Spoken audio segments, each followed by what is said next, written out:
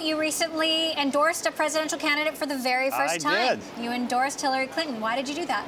Well, I have tried to stay out of politics and just focus on policy for 3 decades, try to be kind of a bipartisan behind-the-scenes force. But this year I did feel like it was a pivotal choice, and particularly on issues related to the economy, job creation, innovation, technology, the topics of this conference. I think Hillary Clinton has really laid out a framework to move us forward, and Donald Trump just hasn't. He's talked at more kind of the 40,000-foot kind of soundbite level, but there hasn't been much there. So I decided to endorse Hillary Clinton. What would a Clinton presidency versus a Trump presidency mean for innovation, mean for entrepreneurship? Well, I think Hillary Clinton understands you have to continue to innovate. You have to continue to lead in the future. You have to back the next generation of entrepreneurs, not just in places like Silicon Valley, but all over the country, what we call the rise of the rest. She's a big believer in regional entrepreneurship, trying to level the playing field so everybody everywhere has a shot at the American dream. So she's looking forward. Unfortunately, Trump has been looking backwards, saying we're going to figure out ways to build walls and we're going to get back the jobs we used to have, which I just think is unrealistic. I understand why people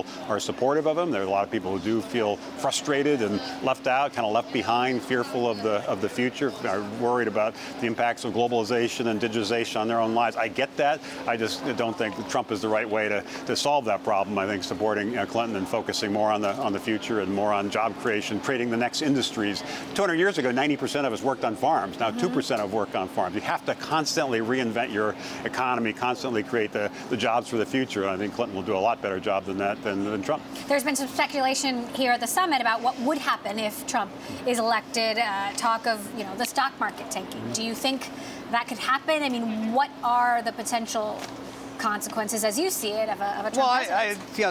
It's hard to say. I think Clinton probably will win, but I think there is a worry now about people getting complacent, the polling suggesting she's going to win, and ultimately it's going to be driven by turnout, and I suspect there are Trump supporters that don't necessarily appear in the polls, just as with Brexit in London. In the UK, there was a lot of polling data that said that it would go one way, it turned out it went another way. So you never know in these things. That's what democracies are all about. Hopefully, Clinton will win. I think it will be better for the markets, better for particularly technology, innovation, investment.